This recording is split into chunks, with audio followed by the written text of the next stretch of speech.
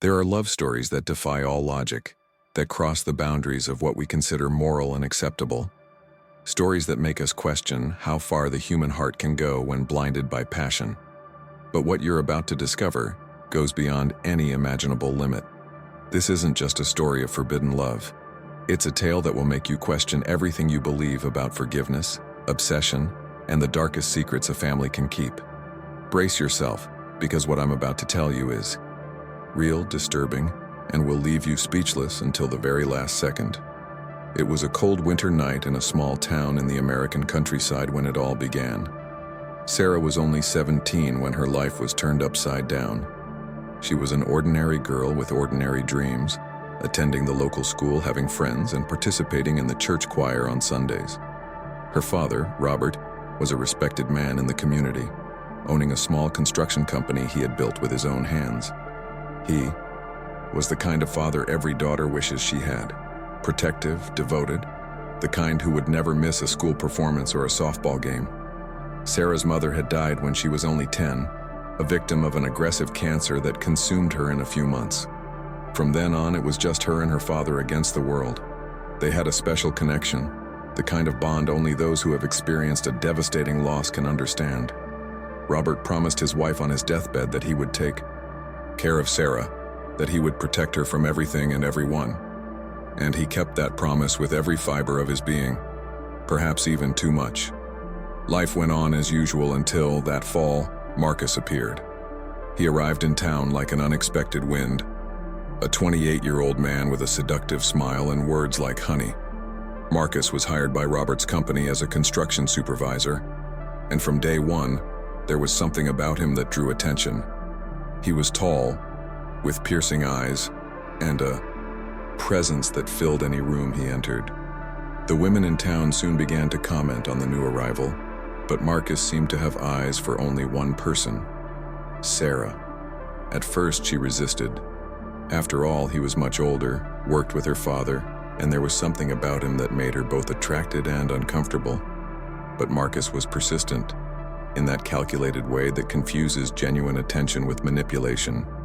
He began showing up wherever she was, always with a plausible excuse, always with that disarming smile. He offered her a ride when it rained, bought her favorite coffee at the coffee shop before she arrived, texted her saying he'd seen something that reminded her of her. Small gestures that, in isolation, seemed innocent, but together formed a carefully woven web. Robert noticed Marcus's interest in his daughter and, like any protective father, didn't like it at all. He knew men, he knew that look, that calculated approach. He called Marcus in for a private conversation, made it clear that his daughter was out of the question, that he should keep his distance and focus on work. Marcus nodded, apologized, and said he'd been misunderstood. But behind that apology, something sinister was brewing. He wasn't the type to take no for an answer, especially when it came with humiliation. That night, something inside Marcus shifted. What had once been attraction turned into obsession, and what was obsession would soon become something much more dangerous. He continued, working for Robert, but now there was a tension in the air, an unease that everyone on the job site could sense but no one could name. Sarah, for her part, was confused. Part of her felt relief that her father had removed Marcus, but another part, that young, rebellious part that every teenager carries, felt drawn to precisely what was forbidden. Marcus became more secretive, but he didn't stop. He sent her anonymous letters that she found in his backpack, notes inside books at the library she frequented, messages from unknown numbers telling her that one day she would understand true love. And Sarah, even knowing she should tell her father, kept it a secret. It was as if she were living two lives, one where she was the obedient daughter, and another where she flirted with danger without even realizing it. Then that night came. It was a Friday, 3 months after Robert and Marcus's conversation. Sarah had gone to sleep over at a friend's house, something she did occasionally. Robert was home alone, reviewing budgets in his office when he heard a knock on the door. It was almost 11 p.m., too late for visitors. When he opened the door, he found Marcus on the other side, with an expression he'd never seen before. Marcus asked to come in, saying they needed to talk about something important, about a construction problem that couldn't wait. Robert hesitated, but eventually let him in. They went to the living room, and that's where everything fell apart. Marcus started talking about Sarah, about how he felt, about how unfair it was that Robert had forbidden him from approaching her. Robert lost his temper, said harsh things, called Marcus a predator, a profiteer, and ordered him to leave his house immediately. That's when Marcus drew his gun. No one knows exactly what happened in the next few minutes. Neighbors reported hearing screams, a heated argument, and then 2 gunshots that shattered the stillness of the peaceful night. When the police arrived, they found Robert lying on the living room floor, 2 bullets in his chest, lifeless. Marcus was sitting on the couch, still holding the gun, in shock. He didn't try to run away, didn't resist arrest. He simply repeated that it had been an accident, that it shouldn't have happened that way, that he just wanted to talk. But investigators quickly realized there was nothing accidental about it. Marcus had premeditated everything, knowingly brought the gun, choosing that night because he knew Sarah wouldn't be home. He wanted to eliminate the only obstacle between him and the girl who had become his unhealthy obsession. Sarah received the news in the middle of the night. Police officers knocked on her friend's door and took her to the police station, where they told her that her father was dead, murdered by the man who worked for him. Sarah's world fell apart at that moment. She screamed, cried until she had no tears left, and went into deep shock. She was taken to the hospital, where she spent 3 days sedated because her body simply couldn't handle the pain. When she finally came to, a mixture of emotions consumed her. Pain, anger, guilt. Guilt because she wondered if she had somehow encouraged Marcus, if the notes and messages she hadn't shared with her father had contributed to the tragedy. The entire town was shocked, torn between compassion for Sarah and horror at the brutal crime that had occurred in their quiet community. Marcus's trial was swift. The evidence was irrefutable. He confessed to the crime, though he tried to argue self-defense, claiming Robert had attacked him. No one believed him. He was sentenced to 25 years in prison for second-degree murder. Sarah was present in the courtroom during the sentencing, and as Marcus was led away in handcuffs, he looked directly at her. It wasn't a look of remorse or regret. It was a look that said it wasn't over, that in some twisted way, he still believed they had some kind of connection. Sarah felt a shiver run down her spine, but at that moment all she wanted was for that man to disappear from her life forever. The years passed. Sarah tried to rebuild her life as best she could.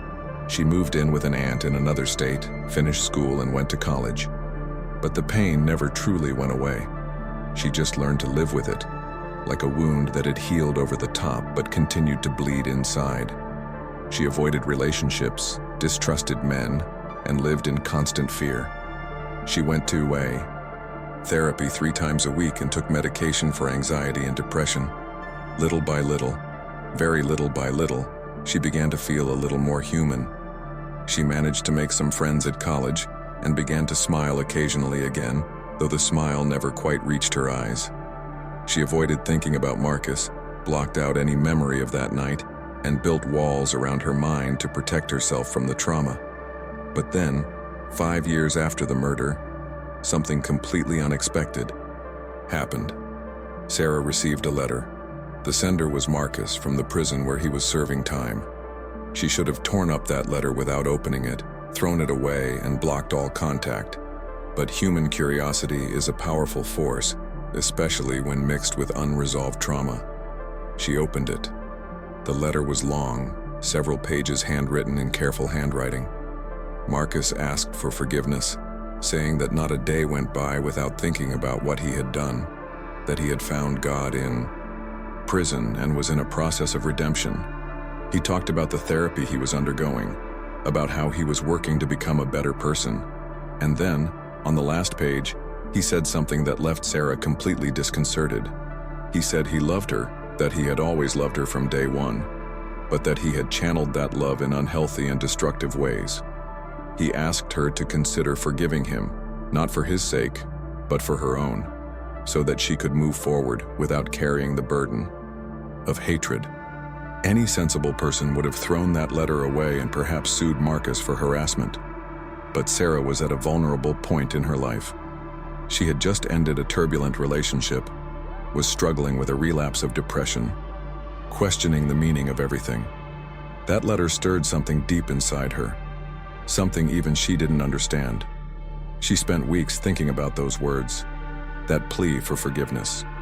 She talked to her therapist, who, of course, strongly advised against any kind of contact. But Sarah couldn't stop thinking. She began researching forgiveness, how crime victims deal with their abusers, and cases of impossible reconciliation. And the more she researched, the more an absurd idea began to take shape in her mind. She decided to respond to the letter. She wrote a few lines, saying she had received his message and was processing it. She didn't forgive, she didn't say everything was okay. She simply acknowledged receipt. Marcus responded. Almost immediately, another even more emotional letter thanking her for her reply, saying it meant the world to him. And so began a correspondence that would last 2 years. At first, the letters were superficial, Sarah asking questions about prison life, Marcus telling her about his routine, the books he was reading, the rehabilitation programs he was participating in. But gradually, the conversations grew deeper. He talked about his difficult childhood, his abusive father, the mother who abandoned him. Sarah found herself, against all logic, feeling a pang of compassion. She began to share her own pain, her traumas, her fears. It was as if they were building a bizarre connection through those letters, a connection that should never exist. Sarah's therapist was alarmed when she found out about the correspondence. She said it was extremely damaging, that Marcus was manipulating her again, that she was re-victimizing herself. Sarah listened, nodded, but didn't stop writing. There was something in those letters that filled a void inside her, a need to understand, to make sense of what had happened. Marcus was intelligent, articulate, and knew exactly what to say. He never pressured, never asked for anything more than her attention. He shared poetry he wrote in prison, drawings he made in his spare time. He constructed a version of himself that was sensitive, remorseful, transformed. And Sarah, isolated in her grief, began to believe that version. Then Marcus suggested she visit him. He said it would be important for both of their healing processes, that seeing each other in person could bring closure. Sarah resisted for months, but eventually gave in. She scheduled the visit for a Saturday afternoon. When she arrived at the prison and went through all the security procedures, her heart was pounding so hard she thought she would faint. When they finally sat across from each other, separated only by a table and under the supervision of guards, she was shocked. Marcus was no longer the man she remembered. 5 years of imprisonment had transformed him physically. He was thinner, with gray hair appearing at his temples, wrinkles around his eyes. But it was his eyes that struck her most. They held a depth she hadn't remembered, a genuine sadness. They talked for 2 hours about everything and nothing. Marcus cried when he apologized in person, and Sarah, to her surprise, cried too. When the visit ended and she left, she felt strangely light, as if a weight had been lifted from her shoulders. The visits became regular, once a month at first, then bi-weekly, and eventually weekly. Sarah knew she was treading on dangerous ground, but she couldn't stop. Her aunt, with whom she lived, was horrified when she found out and practically kicked her out of the house. Her friends withdrew, unable to comprehend or accept what she was doing. But Sarah was beyond the point of turning back. She had, in some incomprehensible way, fallen in love with the man who killed her father. It was one of the most disturbing and psychologically complex situations anyone could imagine. She rationalized it by saying that the Marcus of today was not the Marcus of that terrible night, that people can change, that forgiveness is the path to healing. But the truth was much more complicated. Sarah had developed a reverse Stockholm syndrome, where the victim falls in love with the abuser, not because they are in captivity, but by choice, fueled by unresolved trauma, profound loneliness, and a desperate need to find meaning in the meaningless. Marcus was eventually eligible for parole after serving 12 years of his sentence for good behavior. Sarah was there at the parole hearing, testifying on his behalf. The words she spoke in that courtroom shocked everyone present. She said she completely forgave Marcus, that he had genuinely changed, that he deserved a second chance. Some members of the jury and the prosecutor looked at her with a mixture of pity and revulsion. The media, which had covered the case years before, returned in full force when they discovered this bizarre twist.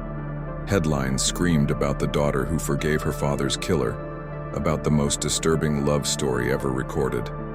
Psychologists were called onto television shows to comment on the case, debating Stockholm syndrome, trauma, and psychological manipulation. But none of that mattered to Sarah. She had made her decision. Marcus was paroled. When he was released from prison, Sarah was waiting for him outside. They embraced, and photographers captured that surreal moment that would make the rounds on the internet for weeks. They began living together immediately. Sarah had rented a small apartment in a distant state where no one knew them, where they could try to build a life away from the judgmental gaze. But the reality of living with Marcus was very different from the romantic letters and supervised prison visits. He had occasional tantrums, moments when his mask of a transformed man slipped and she saw glimpses of the person he truly was. He was controlling, constantly wanting to know where she was, jealous if she talked to other men. Sarah began to realize very slowly that she had perhaps made the biggest mistake of her life. But she had burned every bridge, lost all her friends and family, and staked everything on this impossible relationship. There was no turning back. 6 months after Marcus's release from prison, they were married. In a small secret ceremony. There were no guests, just a justice of the peace and 2 random witnesses pulled off the street. Sarah wore a simple white dress, Marcus a suit she had bought for him. When the judge asked if anyone objected to their union, the silence was deafening, but if ghosts could speak, Robert would surely be screaming in despair. They exchanged cheap rings and became husband and wife.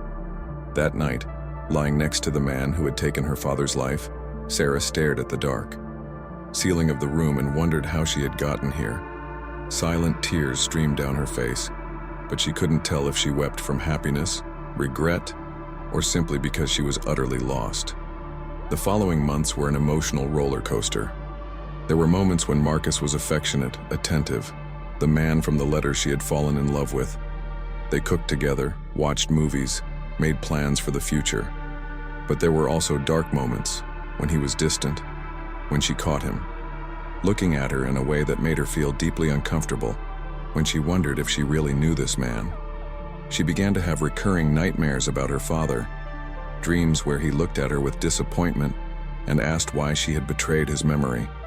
She would wake up sweating with her heart racing and look to her side to see Marcus sleeping peacefully, the man who had fired those fatal bullets. The truth slowly began to reveal itself. On a night when Marcus had drunk more than he should have, something his probation prohibited, he began talking about that night. He said things he had never said before, details that weren't in the file.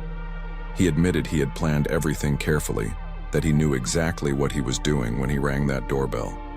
He said his obsession with Sarah had turned into hatred for Robert, that he wanted to eliminate the father to have his daughter. And then, in the most shocking confession of all, he admitted he truly had no regrets. He said he would do it all over again if he had to, because in the end, he got what he wanted. He had Sarah. Sarah froze as she heard this, each word like a punch to the gut. She realized in that moment that she had been manipulated from the beginning, that the cards, the transformation, the regret, it had all been a carefully orchestrated performance. Marcus wasn't a redeemed man. He was a patient predator who had played the long game and won. The situation at home began to deteriorate rapidly. Marcus became increasingly controlling and aggressive. He monitored Sarah's every move, controlled her finances, and completely isolated her from the outside world. She no longer had access to her phone. He had canceled all her social media accounts. She was essentially a prisoner in her own marriage. The psychological scars of everything she had been through finally began to fully manifest. Sarah had daily panic attacks, stopped eating properly, and lived in a constant state of terror. She realized, too late, that she had fallen in love with an illusion, a fantasy constructed on the pages of lying letters. The man she had married was the same man who had murdered her father. There was no transformation, just a very well-constructed mask. One night, 3 years after their marriage, Sarah finally found her courage. Marcus had left for his weekly meeting with his probation officer.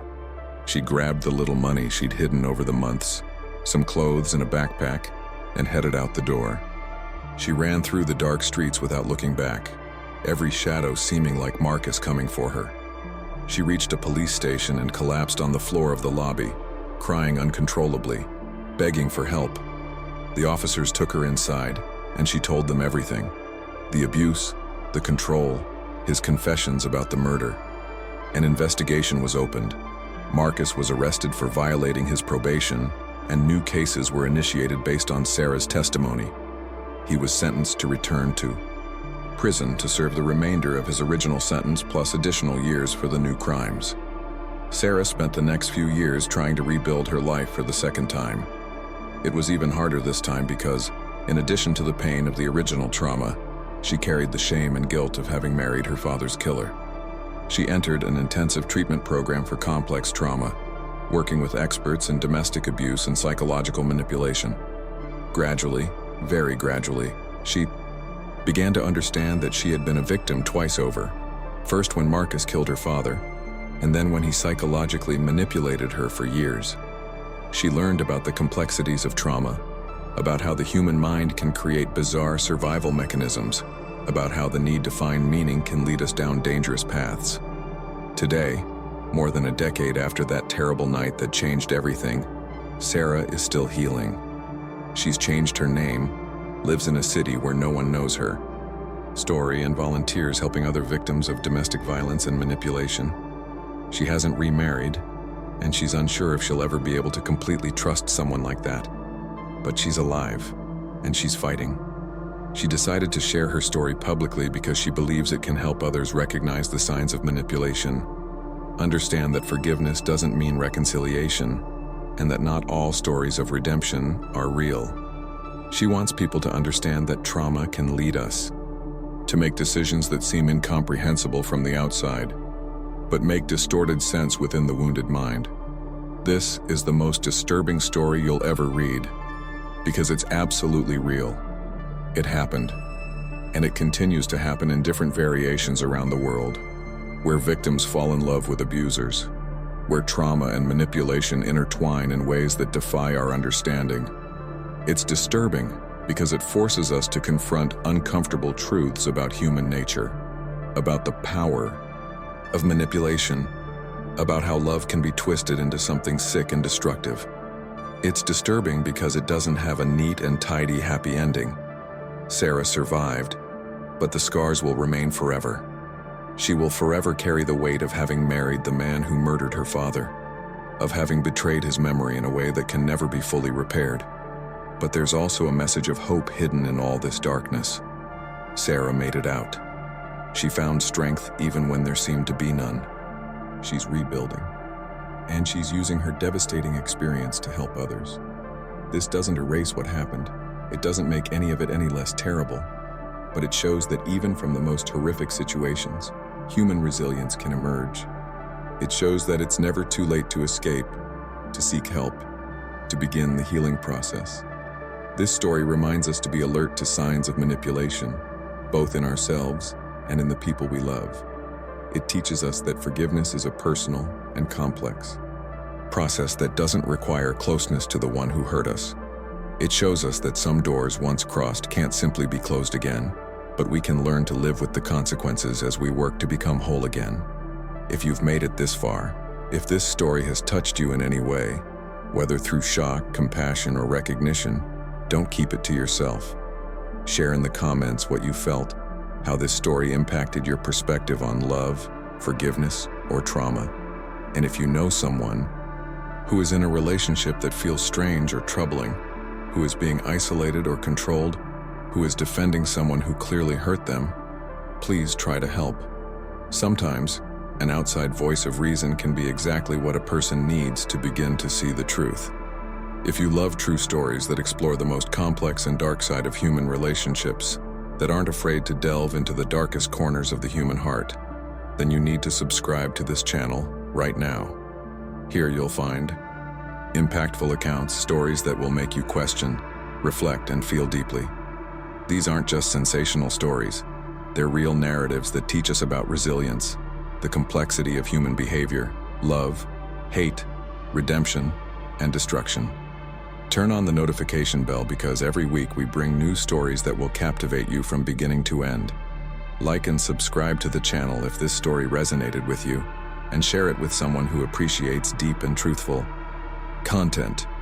Together we'll explore these stories that remind us of the fragility and, at the same time, the incredible strength of the human spirit. Until the next story, and remember, not all love is pure, but all trauma can be transformed.